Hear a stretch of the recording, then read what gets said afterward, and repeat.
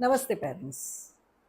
अब तक हमने देखा कि किस तरह से जो घर के काम हैं वो बच्चों को अकाउंटेबल बनाने में, रिस्पॉन्सिबल बनाने में, कॉन्फिडेंट बनाने में मदद रूप होते हैं और साथ ही किस तरह से हर एक काम किस उम्र के लिए हो सकता है। और तीसरे वीडियो में मैंने बात की थी कि किस तरह से ये फैमिली बॉन्डिंग की एक अच्छी एक्टिविटी हो सकती है और इसे किस तरह से किया जाए। ये सब बातें तो हमने कर ली, पर आज बात करेंगे क्या सही में ऐसा मुमकिन है कि बच्चे बहुत हँसी खुशी, बहुत ही प्यार से इस कामों में उलझे और हमें मदद करें।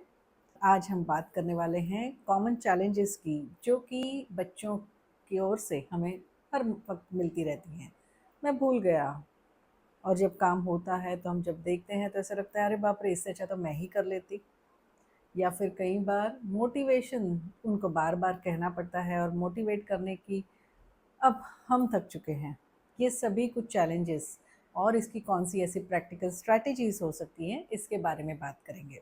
सबसे पहले बात करते हैं रेजिस्टेंस की।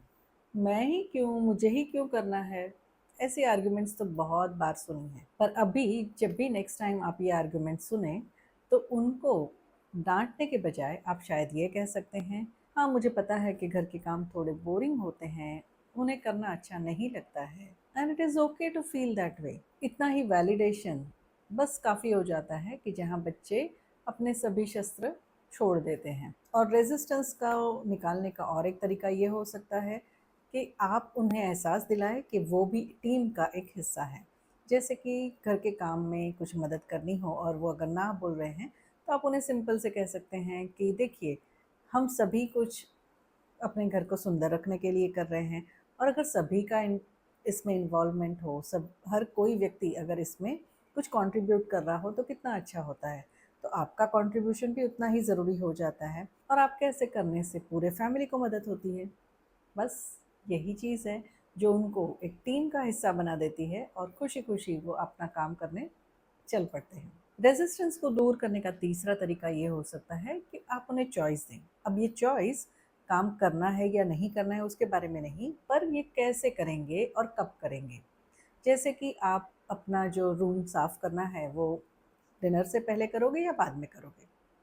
या फिर दूसरा ऑप्शन ऐसा भी हो सकता है कि आप ये किचन काउंटर है वो क्लीन करोगे या टेबल क्लीन करोगे।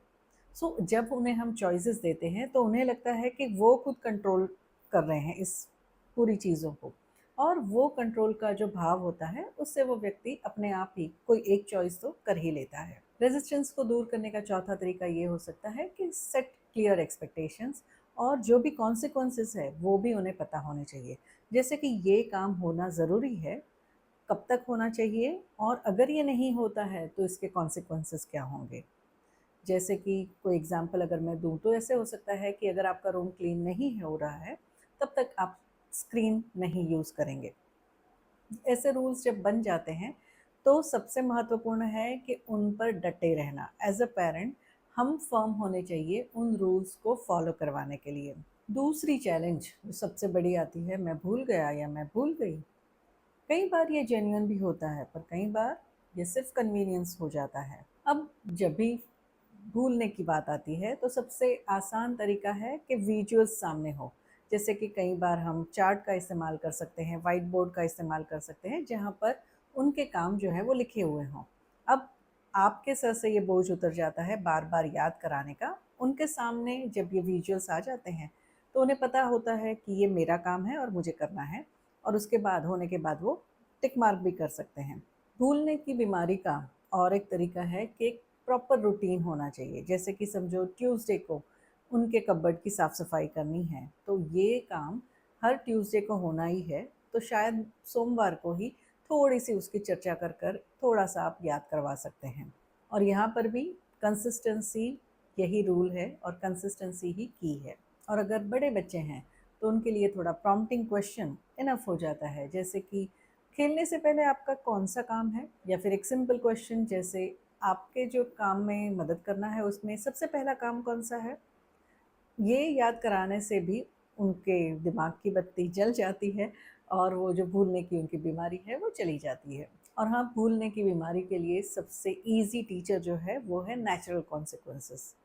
जैसे अगर वो अपना लंच पैक करना भूल गए हैं तो सिंपल सी बात है, वो भूखे रहेंगे, उन्हें नेक्स्ट टाइम हमेशा याद दिलाता रहेगा। और हाँ, एज़ अ पेरेंट्स हम थोड़ा-सा कुछ तो रखेंगे ताकि वो एकदम भूखे ना रहें। और तीसरी चैलेंज सबसे बड़ी, मेसी जॉब्स। जैसे कि काम तो हो गया मेरा, मैंने बता दिया, पर जब आप देखते हैं तो लगता है अरे बाप रे! उससे अच्छा तो मैं ही कर लेती। अब ऐसी सिचुएशन में सबसे इम्पोर्टेंट ये हो जाता है कि आप काम करते हुए उन्हें दिखाइए। सिर्फ बोलकर काम नहीं होगा। जैसे बेड बनाना है तो आप पहले कह सकते हैं कि सबसे पहले हम पिलोज़ को यहाँ पर अरेंज करते हैं, उसके बाद जो चद्दर है उसे थोड़ा-सा ठीक-ठाक करते हैं और उसके बाद ब्लैंकेट्स फ़ोल्ड होती हैं। ये करते-करते जब आप बोलते हैं तो उनके मन में वो पूरी तरह से रजिस्टर हो जाता है और कौन-सी चीज़ कैसे करनी है उसका भी अनुभव उन्हें मिलने लगता है। और हाँ, अपनी एक्सपेक्टेशंस के साथ स्पेसिफ़िक रहिए। जैसे कि अगर बाथरूम क्लीन कर दो, इतना इंस्ट्रक्शंस शायद बच्चों के लिए इनफ नहीं है, तो उन्हें स्टेप बाय स्टेप हर एक प्रोसेस बतानी ज़रूरी हो जाती है। जैसे सिंक क्लीन कर ही दीजिएगा, उसके बाद आप ये टाइल्स को साफ़ कर दीजिएगा और लास्ट में ये टॉयलेट सीट को साफ़ करना है।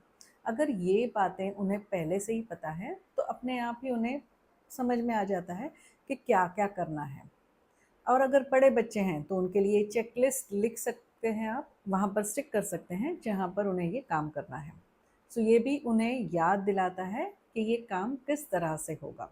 और हाँ, जब भी आप ये कोई भी काम उनका किया हुआ है, उसके बारे में जब आप कुछ कहने वाले होते हैं, तो वो फीडबैक जो हो वो हमेशा पॉज़िटिव हो, कंस्ट्रक्टिव हो। इंस्टेड ऑफ सेइंग कि आपने कैसे कर दिया, ऐसा कैसे करते हैं, उससे अच्छा होगा कि उनकी, जैसे फॉर एग्ज़ाम्पल अगर उनके सॉक्स अभी भी बेड के नीचे पड़े हैं, तो आप सिंपल से कामली शांति से कह सकते हैं कि आपको ये जो सॉक्स है ना, वो भी ज़रा रख दीजिए। सो दे रियलाइज़ इट और वो रियलाइज़ेशन कराना ज़रूरी है।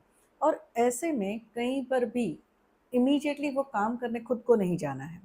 यानी हम खुद वो करके कंप्लीट कर दें, वैसा नहीं करना है, क्योंकि हम उन्हें सिखाना चाहते हैं और ये चीज़ों को सिंपल तरीकों से हम उन्हें सिखा सकते हैं। सो हर वक़्त हमारी नज़र उस टास्क पे होनी चाहिए जो उन्होंने किया है और उन्हें जज करने के बजाय हमें उन्हें ऐसे फीडबैक देना है जिससे कि वो मोटिवेट हों और काम करने का उनका जो उत्साह है वो बढ़ता रहे। और अब बात करते हैं कि हमेशा उन्हें मोटिवेट कैसे करते रहें ताकि वो खुद से आकर वो काम करना चाहें, ना कि हम पनिशमेंट के डर से या कॉन्सिक्वेंसेस के डर से जो भी कुछ काम वो करना चाहते हैं वो इसीलिए करें, बल्कि अंदर से ही वो इंस्पायर हों कि वो उन्हें वो काम जो भी कुछ दिया गया है वो करें। अब इसमें सबसे महत्वपूर्ण है कि जो भी काम उन्होंने किया है, वहाँ पर परफेक्शन के बजाय उनके एफ़र्ट्स को देखना।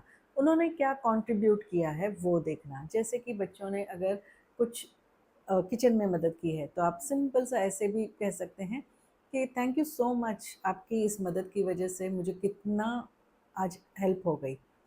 तो ये जो मोटिवेटिंग अ, ये जो शब्द हैं वो उन्हें मोटिवेट करते हैं कि कोई है जो मेरे एफ़र्ट्स को देख रहा है।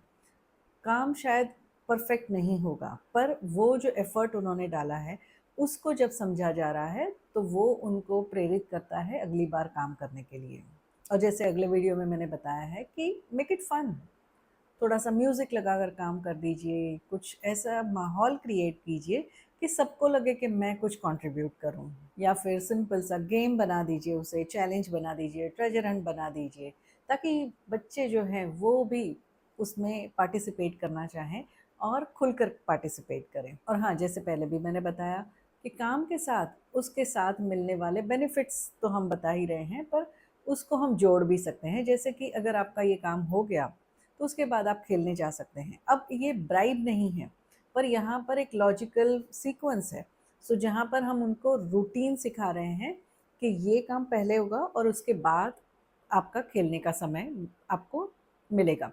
सो जब ये लॉजिकल कॉन्सिक्वेंसेस और लॉजिकल सीक्वेंस में चलते हैं, तो बच्चे अपने आप ही समझ जाते हैं कि ये काम को प्रायोरिटी देनी है, उसके बाद मुझे यहाँ पर जाना ही है। और हाँ, यहाँ पर मैं एक बात ख़ास कहूँगी कि don't use it as a bribe. आप उन्हें कुछ ऑफ़र कर रहे हैं ब्राइब के फ़ॉर्म में, इस तरह से इसको इस्तेमाल मत कीजिएगा, वरना उसका कुछ महत्व ही नहीं रह जाएगा। और सबसे महत्वपूर्ण, बी अ रोल मॉडल, आप उनके लिए सब कुछ हैं। सो आप भी जब कोई भी काम हंसते खेलते करते हैं तो बच्चे वो कॉपी करके वो भी उसी खुशी से उतने ही उत्साह से काम करना शुरू कर देंगे, और वो भी आपको देखकर आपके जैसे ही कंट्रीब्यूशन करना चाहेंगे। और हाँ, अगर हमें बच्चों को कॉन्फिडेंट बनाना है, कैपेबल बनाना है, रिस्पॉन्सिबल बनाना है, तो थोड़ी मेहनत हमें इस समय में करनी ज़रूरी हो जाती है। डिस्क्रिप्शन में मेरी 2 बुक्स का लिंक दिया हुआ है, जहाँ है managing screen time and building family connections, और दूसरा है 15 मिनट क्लीन अप चैलेंज। ये दोनों बुक्स ज़रूर चेक कीजिए। सो आज मुझे उम्मीद है कि आपको कुछ ऐसे टिप्स और ऐसे टूल्स मिले हैं जो इसका इस्तेमाल आप ज़रूर कर पाएँगे, और मुझे कमेंट में ज़रूर बताइए कि ये जो टिप्स मैंने आज शेयर की हैं, उसमें से कौन-सी ऐसी चैलेंज है जो आप इस हफ्ते में सॉल्व करेंगे। और हाँ, अगर ये टिप्स आपको अच्छे लगे हैं तो ये वीडियो को लाइक कीजिएगा, फैमिलीज़ के साथ, फ्रेंड्स के साथ शेयर कीजिएगा, और हाँ, सब्सक्राइब ज़रूर करना है, और आने वाले सभी वीडियो का आपको नोटिफिकेशन मिलता रहे उसके लिए बेल आइकन ज़रूर दबा दीजिए। और अगर आप पेरेंटिंग के ऊपर, माइंडफुलनेस के ऊपर और भी वीडियोस देखना चाहते हैं तो मेरे चैनल की हर एक वीडियो को ज़रूर देखिएगा। इस वीडियो में इतना ही। अगले वीडियो में मिलेंगे कुछ और नए टूल्स के साथ, नए टिप्स के साथ। तब तक बने रहिएगा दीपिका गाला के साथ।